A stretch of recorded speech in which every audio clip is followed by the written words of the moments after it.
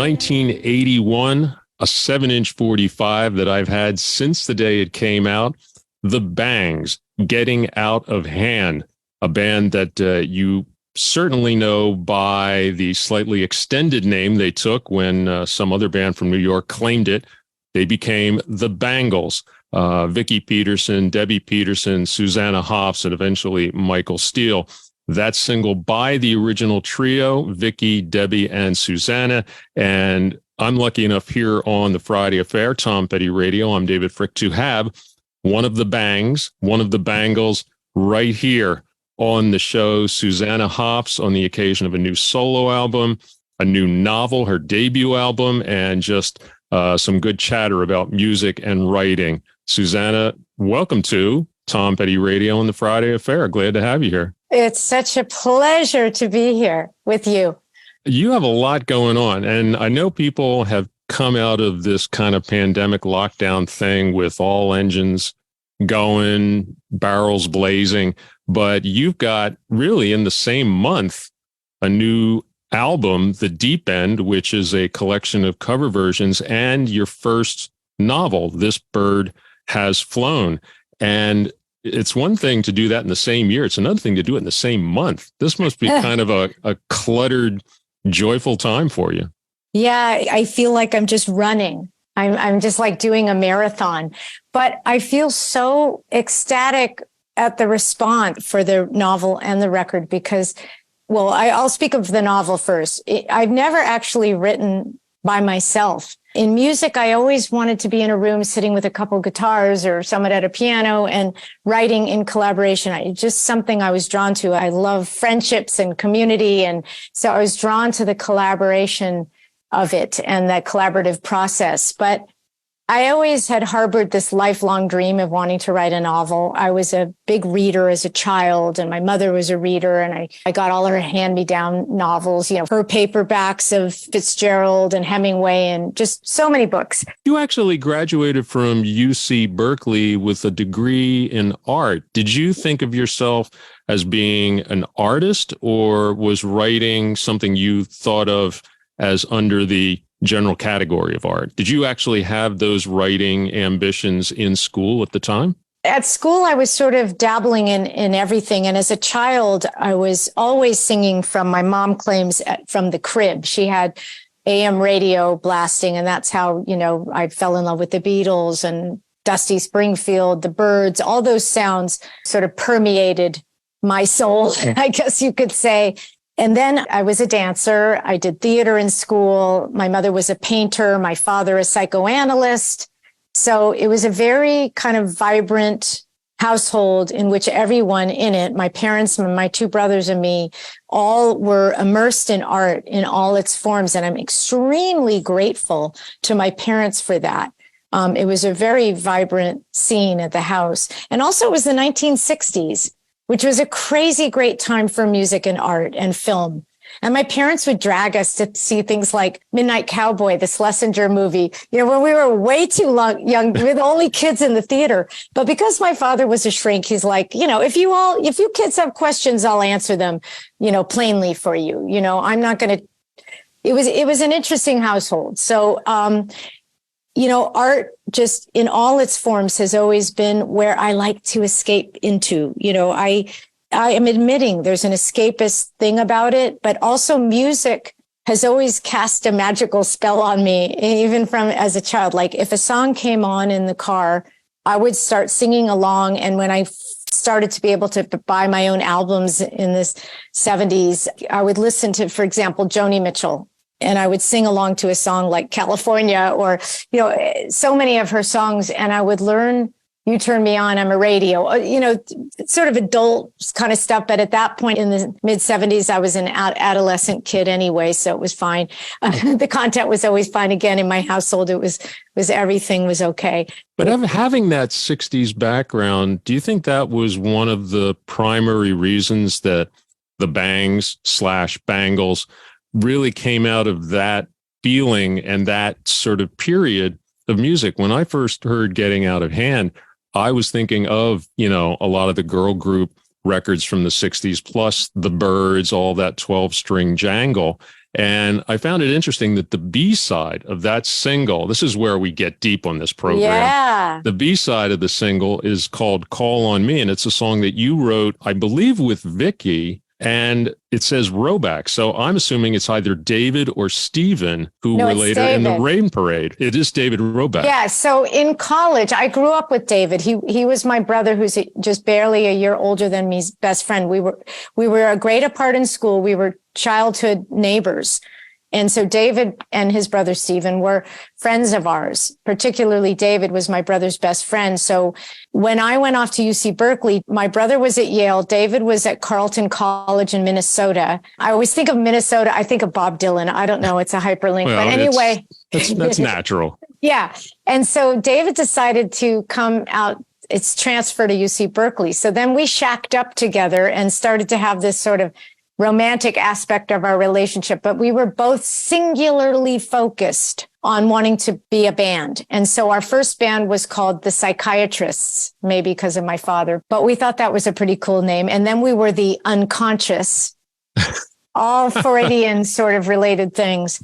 But I have the original cassettes of David and I writing, covering things. You know, we did a very slowed down Mazzy Star. David went on to create Mazzy Star.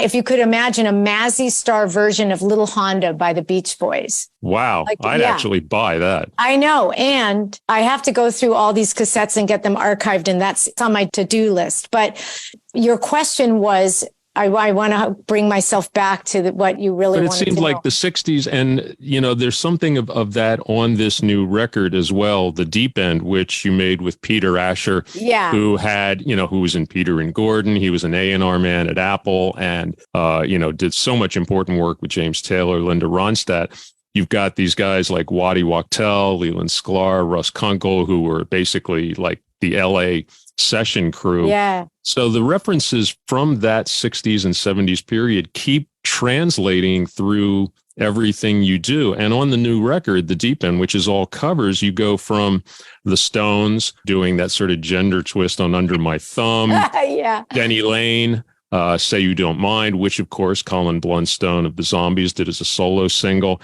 But you also have Billie Eilish next to Leslie Gore, Ed Sheeran, along with Squeeze. And so it's like you're using a lot of those 60s and 70s references, but you've always tried with the Bangles and on your own as a solo artist, the work you did with Matthew Sweet, trying to keep them in some kind of modernist enthusiasm. Absolutely.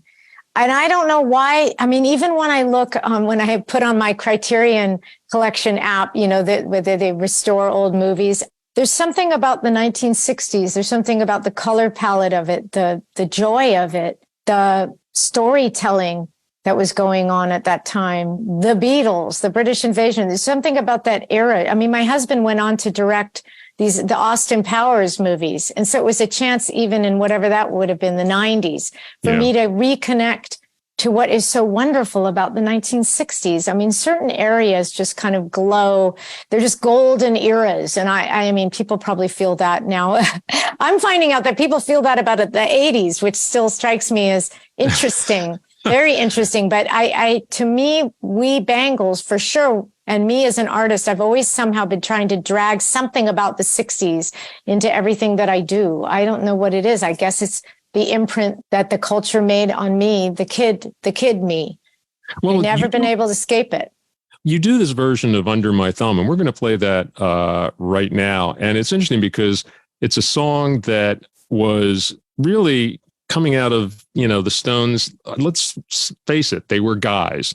They had guys' attitudes about women. And certainly even in the enlightened 60s, a lot of that stuff was kind of entrenched. And what you've done is taken this song and really aimed it back out the other way. Yeah. Did you consider doing another song by them? Or what was it about this song that you felt really needed to be switched around and given a makeover that's a little more appropriate and actually, makes sense to you singing it?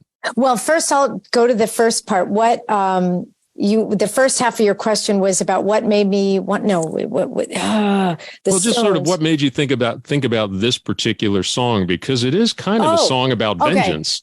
Well, yeah.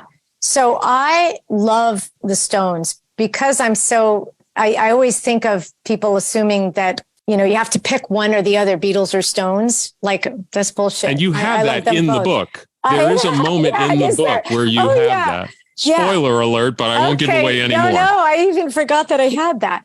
So I'm sitting here and I love Exile on Main Street. I love all their music. I love their swagger. I love how every emotion is right at the surface. I love everything. I love the liveness of them, the messiness of them, in a way, the realness of it. But I'm sitting there I'm on my walk. I go on these walks. I have a gajillion curated playlists because I like to say music is the beginning, middle, and end of every day. Like, music is my drug. It's the safest drug you could ever take. There's a song for every feeling. I text songs. I'm in the habit of sharing. I love the sharing. I love the community of loving songs together. But I'm on my walk alone, and I'm really, for some reason, just like really drilling down and like focusing on the lyrics. I'm like, whoa. And it's right at a moment of reset in the culture. The Supreme Court has these new justices. Women's rights are threatened. I'm just thinking about my journey as a woman and what I've experienced. But I'm also immersed in writing this book about love and relationships and everything. And I just thought, fucking hell, this is really due for a revamp. And maybe how fun would it be? Sorry to have sworn on the radio. I don't know. No, that's quite all right. Okay. They do it over on Shady 45 all the time. So there we go. We can do it. So I think I get obsessed with this idea of like a reinvention of it told from the point of view of a woman. It actually had me sort of giggling in the studio when Peter and I were working on it, and we were kind of figuring it out as we went, in that moment. And I'm just having so much fun with it. And it was one of the most festive moments I've ever had in the studio, is like kind of going line by line and realizing first, just flipping the gender right there was an immediate thing. And just imagining, anyone who might identify with the flip, might feel the same giddy empowerment that I was feeling singing it. I was giggling my way through the whole recording of the vocal because it was just fun. Well, this is actually a really good example of taking a song and covering it with a new kind of intent and bringing a genuinely personal stamp to it. From the new album by Susanna Hoffs, my guest here on the Friday Affair, Tom Petty Radio. I'm David Fricke.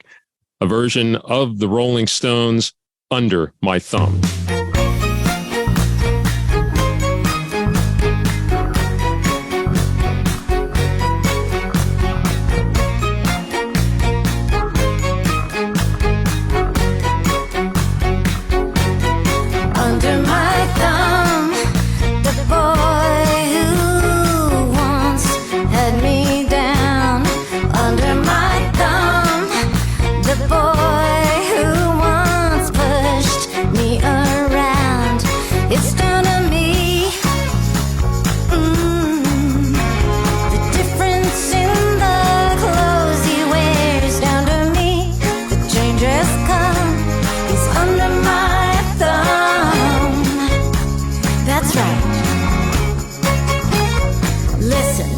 Under my thumb, he's a squirming dog who's just had his day.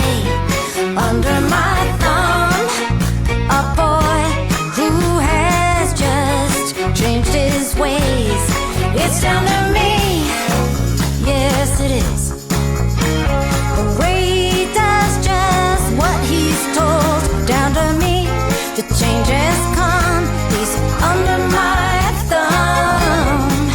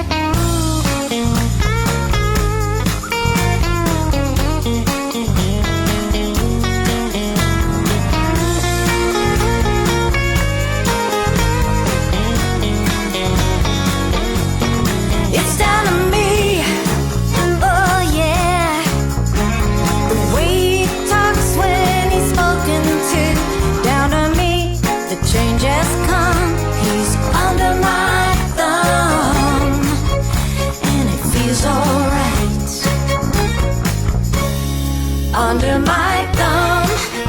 His eyes are just kept to himself. Under my thumb, well, I can still look at someone else. It's down to me, oh yeah. The way he talks when he's spoken to, down to me. The change has come, he's under my thumb. He's alright, he's my boy. I like it like that. He's under my thumb.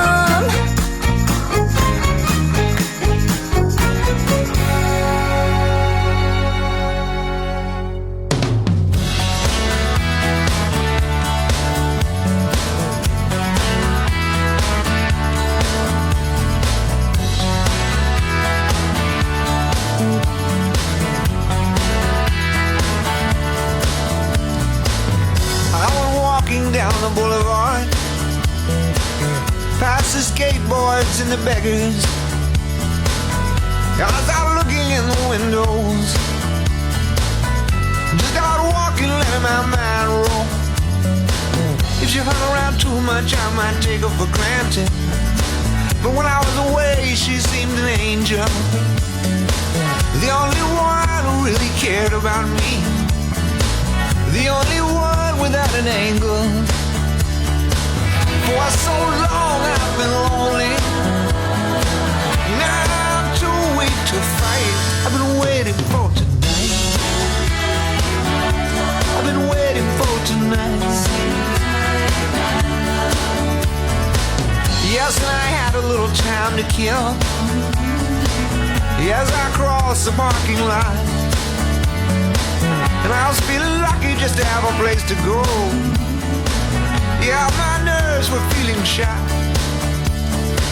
For so long I've been weary, there was no end in sight. I've been waiting for tonight, I've been waiting for tonight.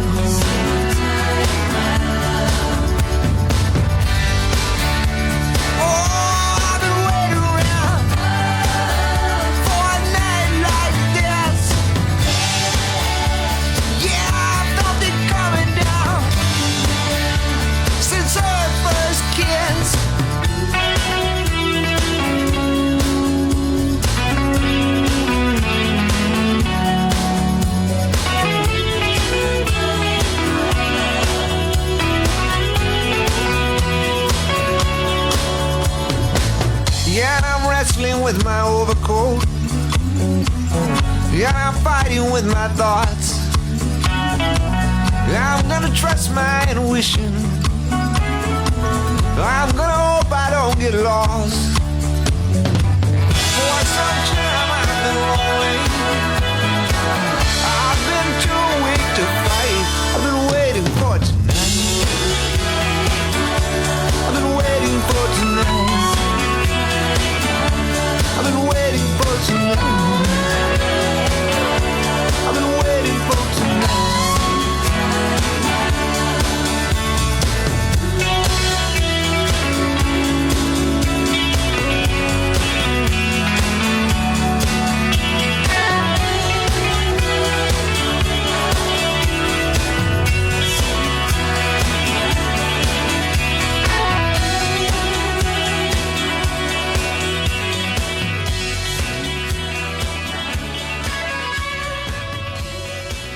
Tom Petty and the Heartbreakers with special guests, the Bangles, on backing vocals, 1988, a song recorded in that period when Tom was working on Full Moon Fever, but taking a bit of a break and coming up with that song and having the Bangles in there doing the backing vocals. Waiting for Tonight, you get it on the playback box and here on the Friday Affair, Tom Petty Radio. I'm David Fricke, and I am here with my special guest, Susanna Hoffs, who's in that choir on Waiting for Tonight. And do you remember much about that actual session? One of the things, before you get to your memory, I was looking up what Mike Campbell said about that session in the book that comes with a box set. And he said, You guys sounded great. The session was great fun. But he said that whenever anybody in the band, Tom or Mike, asked you ladies something, you all started to talk at once. And it was like, what are they saying? It was, it was like total confusion.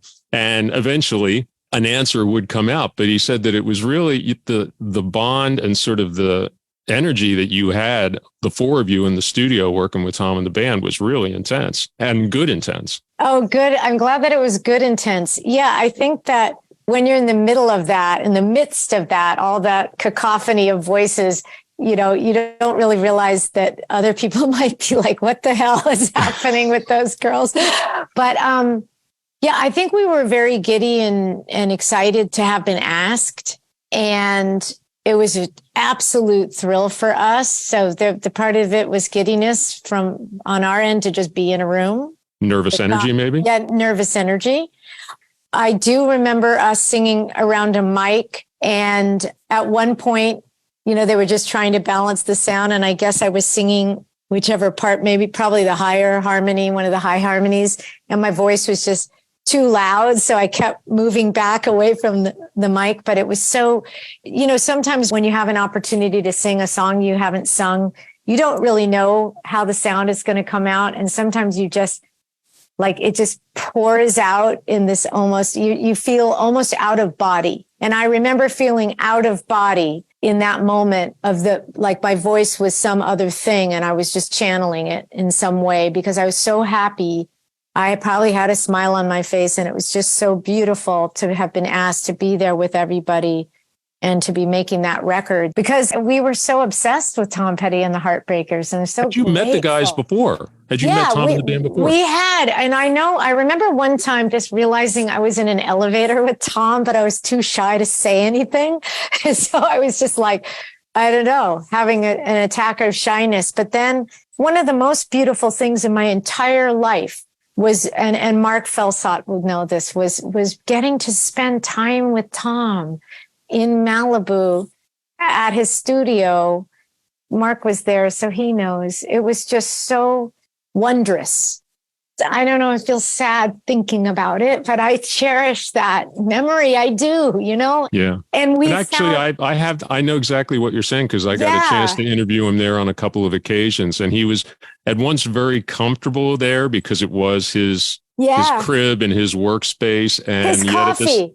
Endless coffee. Mark's nodding. His coffee. My kind of guy. But also just the music, we would get into talk about the Zombies, about 60s garage rock in Florida, and just the energy that he had in that sanctuary was really very touching and profound.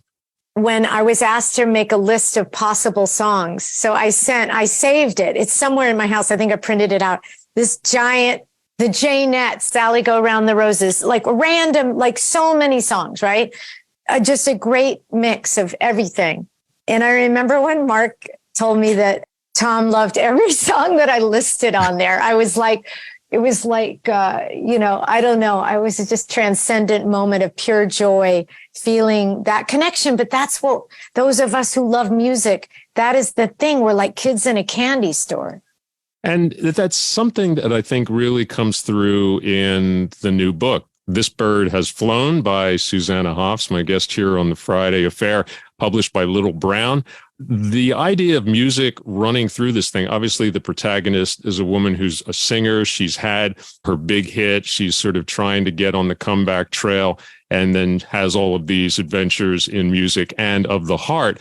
But the music is very much a character in itself. You have chapter titles from obviously records you love, like Friday on My Mind. And there are copious references to music simply playing through the scenes in the book. And there's one that I just sort of picked out here where you're actually going through the record collection. Well, Jane Start, the singer, is going through the record collection of this very interesting professorial type from Oxford at his place. And without giving too much away, it says, yes, alphabetized, loads of Beatles, but also Big Star, Blondie, James Brown, Kate Bush, the Byrds.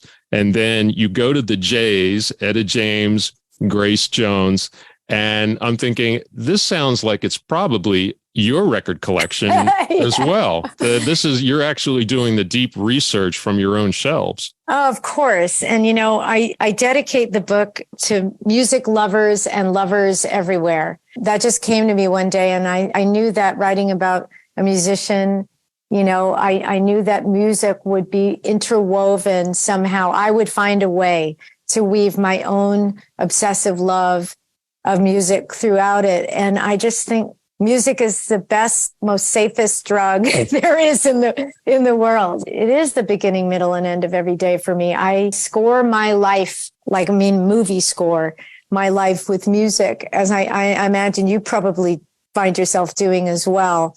So it had to find a way into my book. And I didn't realize in writing the character of a musician that I would actually have to sort of dig deep and find a way to also explain what it feels like to try to make music and also to perform music and face an audience and all of those things that are sort of second nature to me now. I have my own inner coping mechanism for how I deal with stage fright, or because that is something that runs through the book, where Jane, the singer, she's dealing, when you all get the book, you'll know exactly what I'm talking about. But there are these moments where there's a lot of doubt, a lot of, is this going to work out? Am I being taken for a ride here? Yeah. And these all seem to be things that you clearly are drawing from your own story. You basically researched this book all through the 80s and 90s.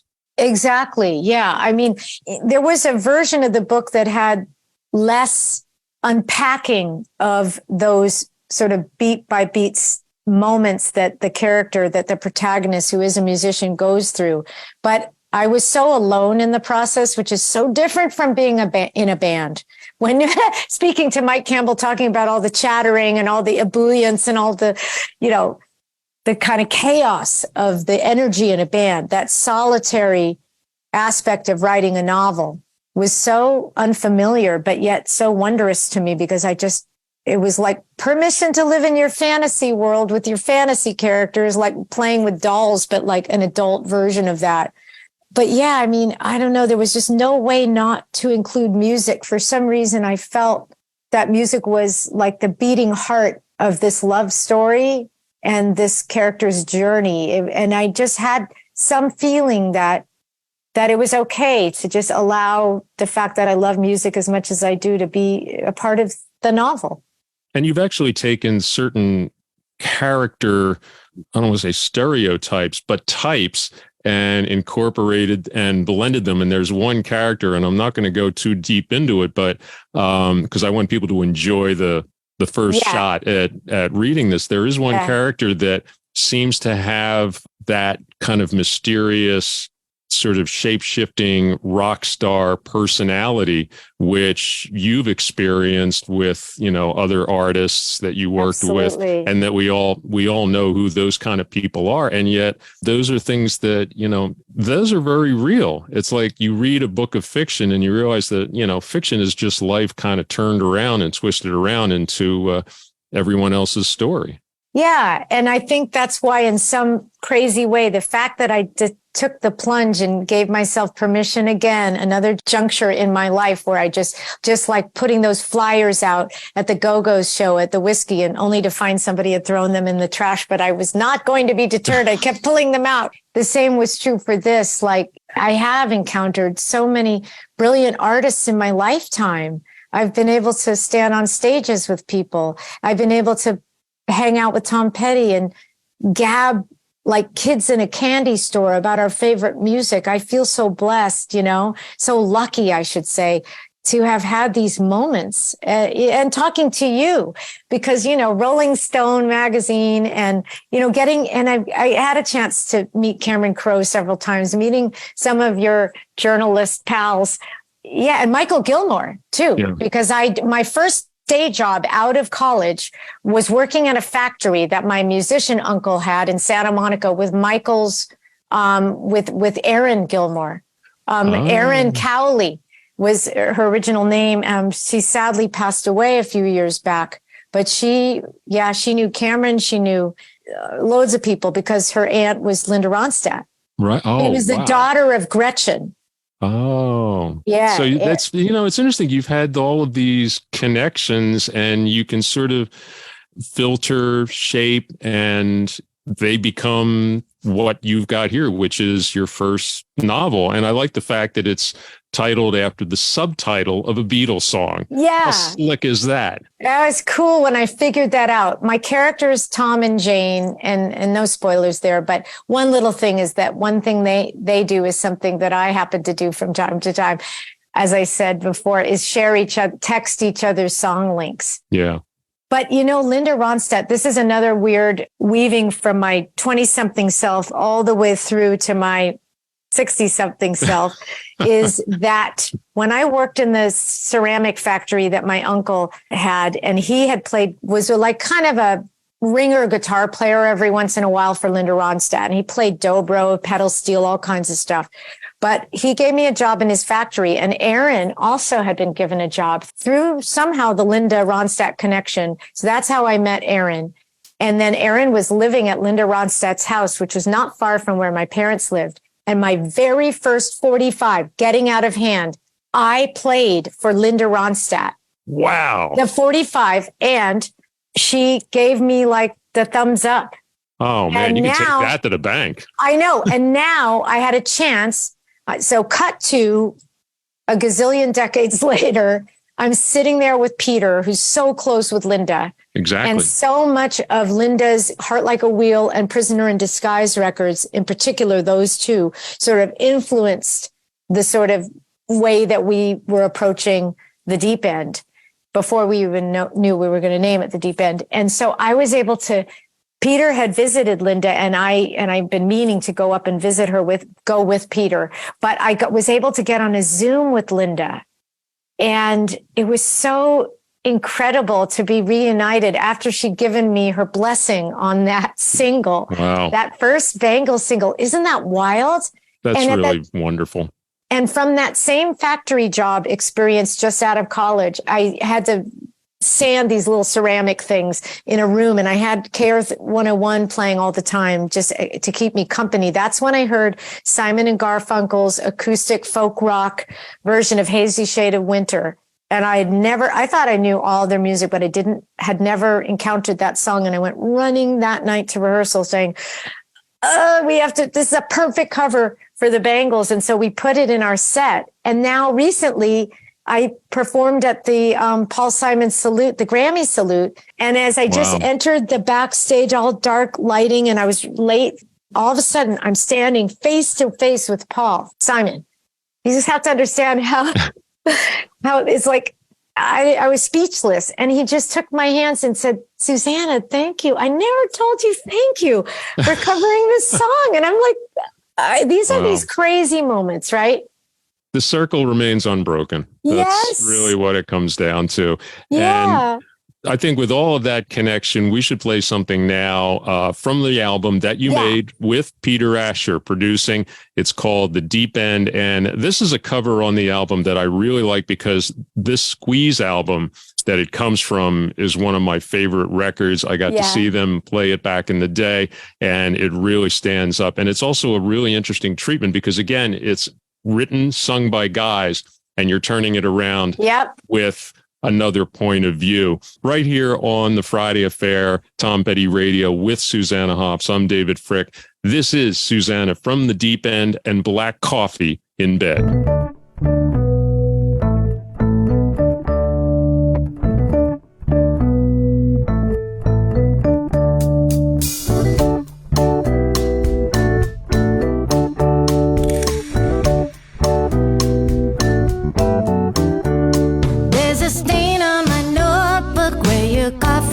Was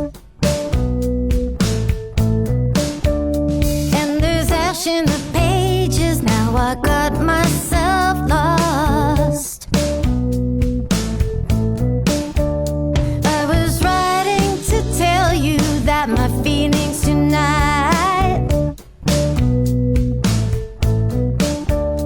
are a stain on my notebook that rings your goodbye.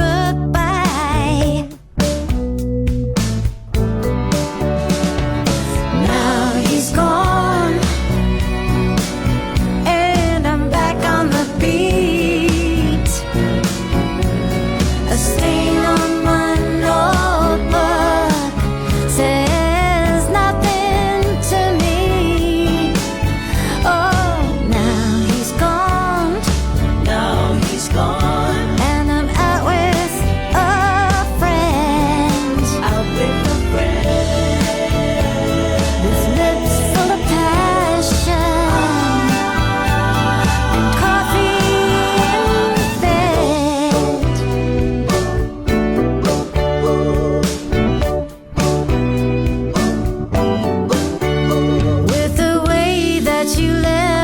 I can hardly contain. Hardly contain the hurt and the anger and the joy of the pain. Joy of the pain. Now knowing I'm single, there'll be fire in my eyes.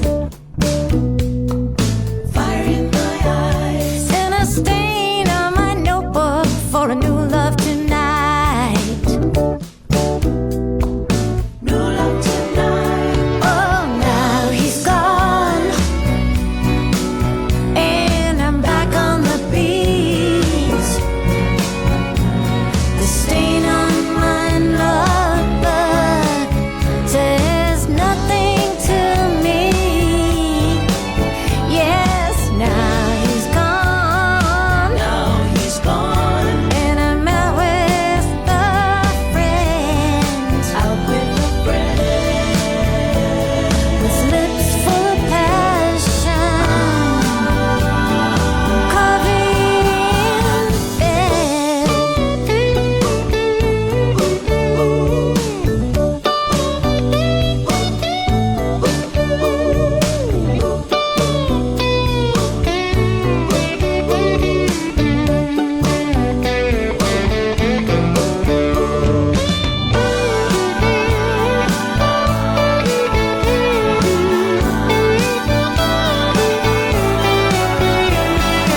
Now he's gone. Now he's gone. And I'm out with a friend. Out with a friend.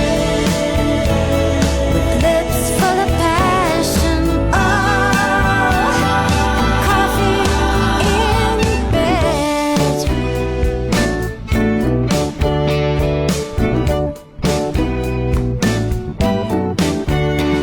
From lips with a passion to the lips with a kiss. There's nothing of your love that'll ever miss. The stain on my notebook is all that is left of the memory of late nights and coffee in bed. From the album The Deep End, out now, Susanna Hoffs, a cover of a song that really it's great on its own.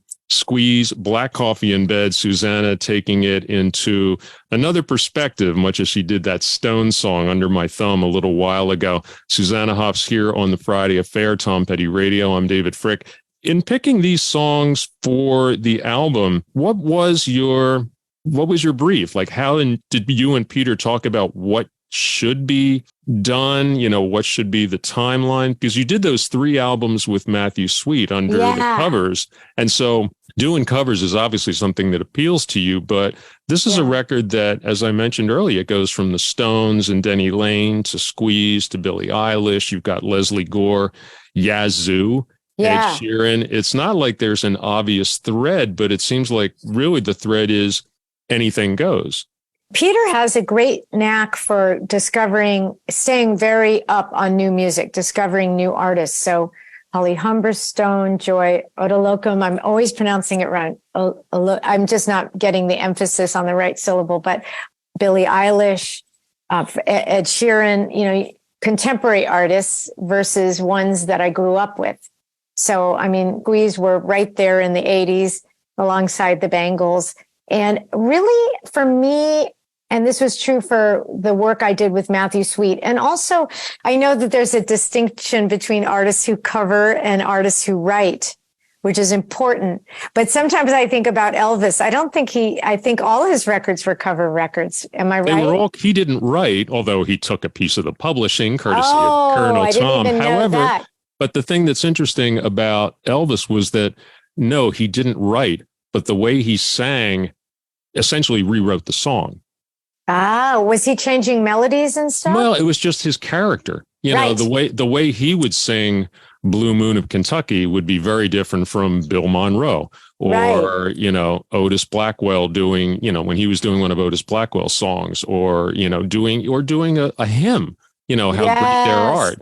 he's rewriting the song in the sense that, his voice and his personality are charging it in a different way, which is what you did with the Bangles for Hazy Shade of Winter. Yeah. You did it with Prince for Manic Monday. Indeed. And Prince in turn would do it when he covered, say, Jimi Hendrix, Red House. That's the whole nature of covers. Exactly. Yeah. You write it for yourself. Right.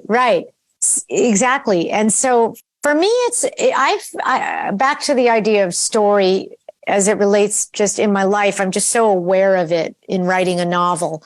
But I believe, and it's something that I wasn't able to articulate as well when I was younger, but I believe that there is a story lurking in every song, embedded in every song. And so when I decide whether I dare take on somebody's fantastic song, I need to do it justice. I want to be able to tell that story with as much emotion as possible because it was written from a real emotion drove the writing of it. And so I just want to honor the story, the emotion. And then for me, it's just practicing to learn what I like to call the roadmap of the melody. And to, in the moment of singing, and I don't know why this makes me emotional, but to be feeling it, not faking feeling it, but feeling it. You need to find yourself in that song in order to perform it. And it's interesting because the main character, Jane, in your book, This Bird Has Flown, her big hit was in fact written by someone else. So there's that. It's the benefit of having a great song that you can take another extra couple of miles, but it's also that feeling of being trapped in someone else's words and music. Yeah. And how do you find yourself in there? Elvis did it instinctively. He didn't analyze things, but clearly, working with Peter on this record, that's something that you've done, which is, you've obviously talked out some of these songs. You've listened to them, taken them in and found your place in them, like Black Coffee in Bed, Under My Thumb. Thing that I was kind of surprised by, that for everything you've done that relates to the Zombies, there are no Zombies songs on here. I know, because I think that I covered one with Matthew, and now the stuff I've done with Matthew, I've done so much with Matthew. Yeah, I know you have done Zombies with Matthew. Yeah, I think so. We did. We recorded so much, and we also recorded so much that not everything got on the record. But so I think that like on the Yazoo, is it Yazoo? Am I pronouncing that right? Yeah, Yazoo. On their song, I always, whenever it would come on the radio or more recently on my phone, I would put it on. It's on a lot of my playlists. I always just leapt up to that high harmony. I always wanted it to be a duet. And I always wanted, when I was doing live shows at Largo and Petra Hayden, one of the Hayden sisters, I envisioned us doing that. So when it came up, I think I pitched that idea to Peter. Yeah, and it's called Only You, which is Vince Clarke and Alison Moyet, a fantastic singer. I love Alison Moyet. I mean, and talk about singing, like emotional singing. I've never been, is shoegazer the expression for like being really like cool? Yeah. Like I've never been that kind of singer. I've always been someone who's looks at it as an opportunity to be as emotive and emotional as possible. It was almost like an English pop take on like a Billie Holiday or a Sarah Vaughan. Is that what it was? Well, so but with a much brassier, she had a much brassier vocal style, but she had that kind of inflection. And it's interesting that you have that song here along with, Squeeze and the Stones. One of the things that actually does, of course, come through in the book is the Zombies do get mentioned. Actually, there's that point where I was talking about Jane looking through this gentleman's record collection, and the discussion is Beatles or Stones, and the answer is neither. Zombies. I know. That's how much I love the Zombies. I couldn't help inserting my own passion for them into the book. And that's the funny thing, like it was an excuse to promote things that I like, because I figured like if I'm leaving breadcrumbs along the way in this book, and I found myself having so much fun realizing, I could call a section of the book or a chapter Sexual Healing because I love that song. I was actually just enjoying it for myself, delighting myself when the idea would pop. Ooh, in my head, I'm going to call this, I'm going to use the Joni Mitchell, You Turn Me On, I'm a Radio, when it's just during the part of the book where it's just that first blush of romantic, sexy love section of the book. I had so much fun. I would giggle to myself over those Well, I've actually picked a zombie song for us to play here. It's the Friday Affair, Tom Petty Radio. I'm David Fricke with my very special guest, Susanna Hoffs. And I took the liberty of picking a song from Odyssey and Oracle, which is not one that generally gets played a lot. People will obviously go to Time of the Season, Care of Cell 44, Rose for Emily. But I picked Hung Up on a Dream. Excellent. Which I think is just a fantastic song. And the thing that's interesting about this reference in the book to the zombies is you're talking about looking at this guy's collection. He has more zombies records than Jane knew existed. The thing is, they didn't have that many records originally. They had 2 albums in the 60s, a bunch of singles, and then obviously a lot of compilations and reissues later. What was your initial contact with the music of the zombies? Like, what was your road to Damascus moment? Well, it would have been in the 60s, the radio, the AM radio. So that would have been my first impression of them. And I just think Colin's voice is like cast a magical spell over me then. And then in seeing and just having more access to them once I was a record buyer, and, Matthew Sweet was completely obsessed with them. And we did Care of Cell 44. Yeah, I think we might have done a couple zombie songs. Now my memory is getting bad, but there's so much to say about the zombies. But I will say that Colin Blunstone is an exceptional, and his voice is truly unique. He emotes in a way that's like sort of shamelessly emotes, and I love that. And there's something very timeless about it.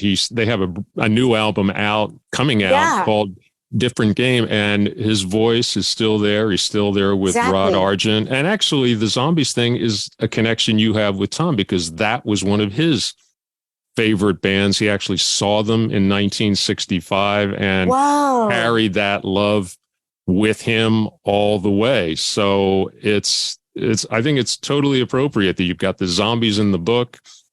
You played zombie songs with Matthew, and we're going to do one right now with you here on Tom Petty Radio. I'm David Fricke. I'm here with Susanna Hoffs, and this is a favorite of both of us from the album Odyssey and Oracle. This is Hung Up on a Dream.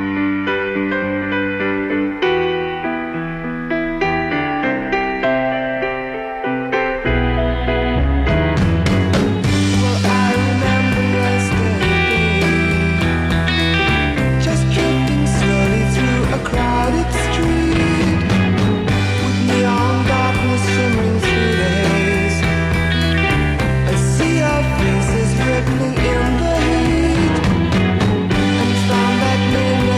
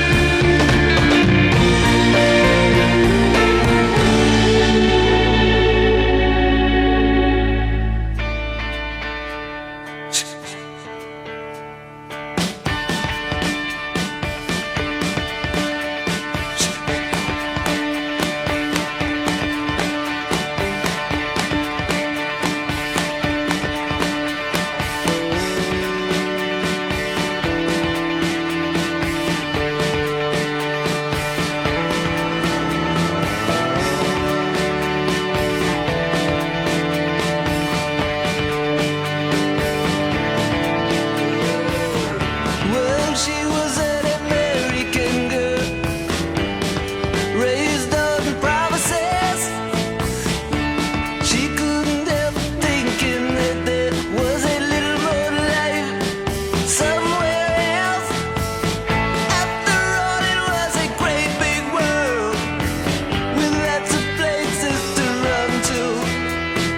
Yeah, then she had to die trying. She got one little promise she was gonna keep. Oh yeah, alright. Take it easy, baby. Make it last all night. She was an American girl. Well, it was kinda cold that night. She stood alone on a balcony. Yeah, she could hear the cars roll by at old 441, like waves crashing on the beach. And for one desperate moment there, he crept back in her memory. God, it's so painful, something that is so close, it's still so far out of reach.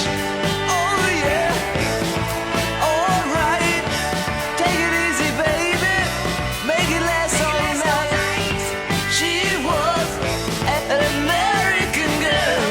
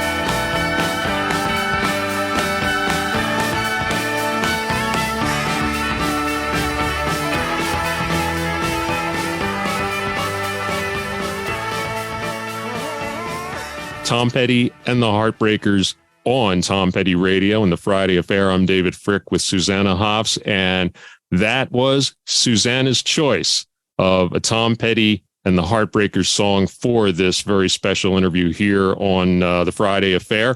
It comes from the very first album, 1976, Tom Petty and the Heartbreakers, American Girl.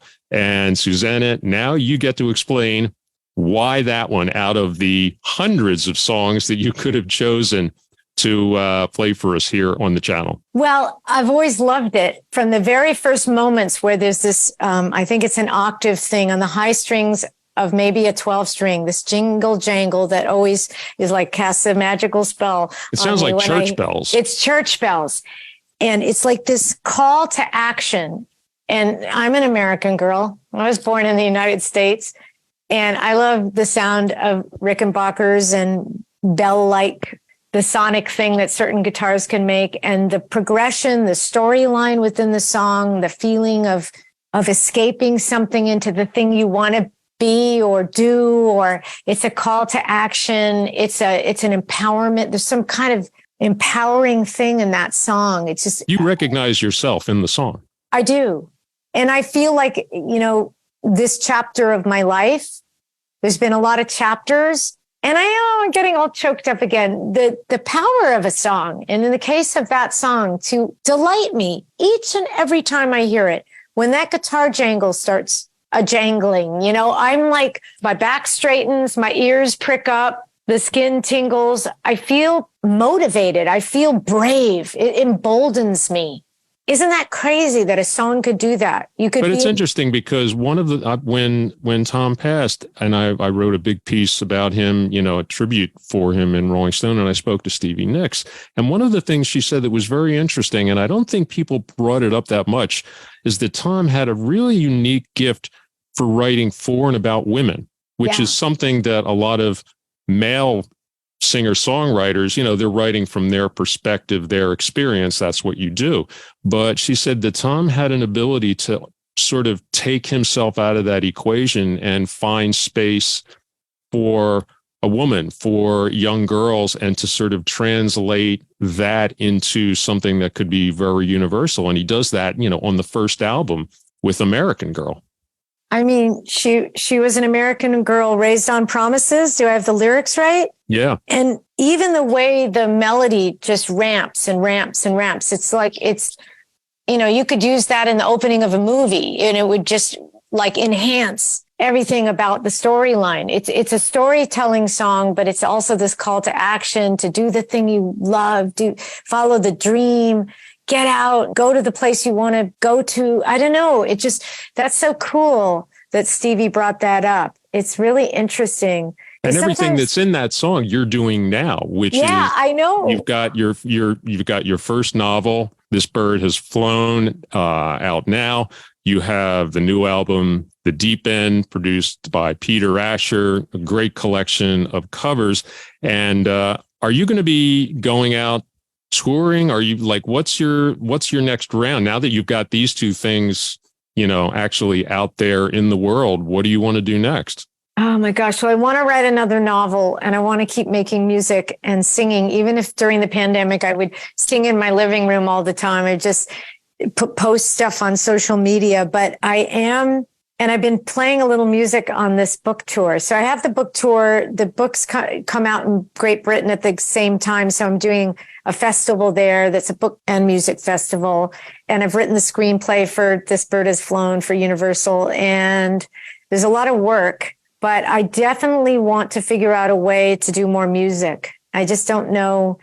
I'm sort of enjoying, because this book was a solo adventure, trying to figure out how to just do the folk singer thing.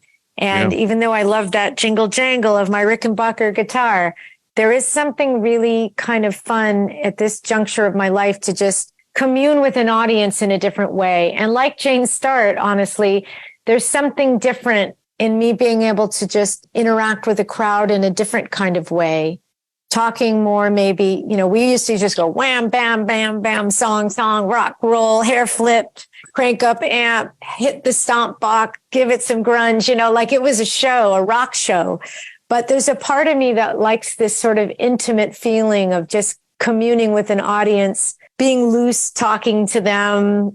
I don't know. Something along those lines is calling to me. I feel like that might be a way to do music, but have it feel more like a conversation. I don't know. What do you think? I think actually it's something that songwriters have done since time immemorial. You start by writing it yourself, you play it yourself, and in many cases, folk singers, blues singers, they just took it out themselves. I will say that there is something to be said for doing that solo, but keeping the Rickenbacker. Oh, yeah. Having that singular jangle there, it's like carrying a portable orchestra. That's just a critic's idea. So no, but actually, that's really inspiring to me because I prefer to play it. I'm not like acoustic guitar. Didn't Bruce Springsteen do a whole thing on Broadway where it was just? Well, he did the whole thing on Broadway, but he mixed up. There was a little bit of electric. There was a lot of acoustic. He did some piano.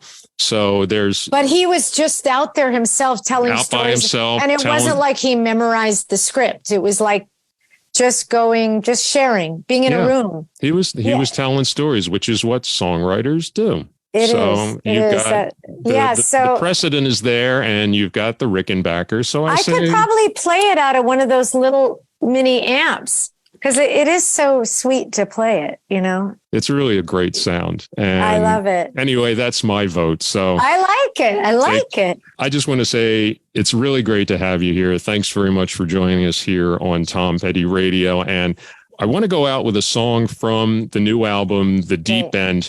And I decided to go with something that it's an interesting contemporary choice because you've picked a song by Billie Eilish called When the Party's Over, which is from her, her breakthrough album. And it's interesting because Billie Eilish is a figure who is, really just blown up in all of the right ways for all the right reasons. But I was also wondering in looking at someone like her, a very young artist, coming almost in a titanic way through music, media, social media in particular, how much of your experience with the Bangles and success dealing with the media do you see in what she's going through, or is it just an entirely different mentality? Because in a way, her rise was so public and so fast. I know. The Bangles really did come out of the garage. She spent time in her version of the garage, but then the garage just blew up. I can't imagine. I mean, this world is, things move very quickly now with social media and the way the news cycle, it's 24 hours. I mean, remember the olden days when you only got the news, Walter Cronkite would come on 30 minutes at 6:30 in the evening. Yeah, that's it. We weren't bombarded with all this stuff all the time. And I remember watching, it must have been a documentary about her where she's just in her bedroom singing with her brother. I mean, it's such a beautiful and fascinating story. And she has this voice like a gift from the heavens, you know, like so. And she's articulate with it too. She's, she's eloquent in a way that really only very young people can be. And yet she's also beyond her years as well. Incredibly. I agree precisely. But I feel like she's such an inspiration for all of us. Obviously, her peers. But even, older ladies like myself I just gobsmacked, like the level of talent, the level of beauty in her voice and her singing, and the songwriting gift as well. Her and Phineas, I mean, she's a phenomenon. It's not a shock that she connected. I remember Jay was friends with the filmmaker, I think, who worked on her documentary. So one day we were just watching this.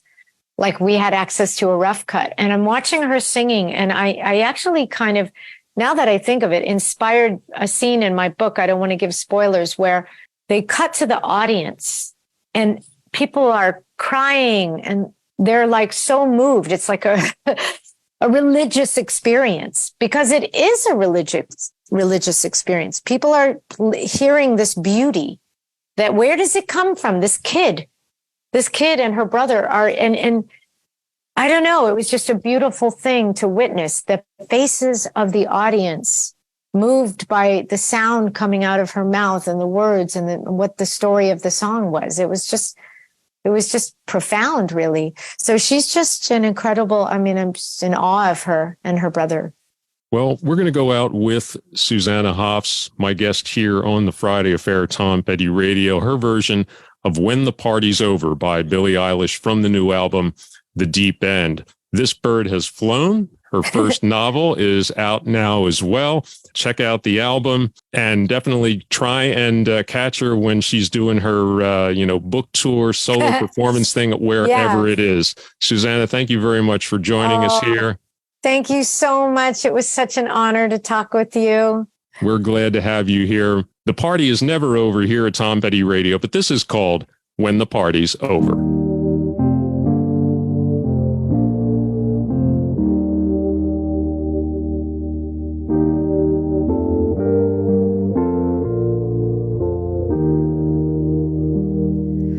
Don't you know I'm no good for you? I've learned to lose you. Can't afford to. Tore my shirt to stop you bleeding, but nothing ever stops you leaving. Quiet when I'm coming home and I'm on my own. I could lie, say I like it like that, like it like that. Yeah, I could lie, say I like it like that, like it like that. Don't you know too much already? I'll only hurt you if you let me. Call me friend, but keep me closer. And I'll call you when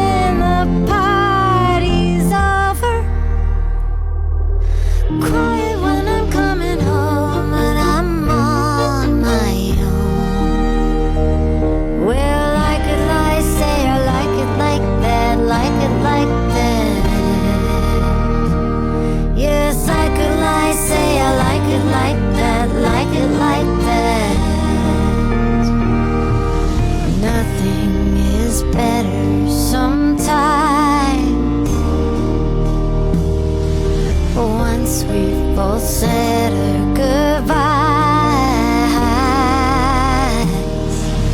Let's just let it go. Let me let you go.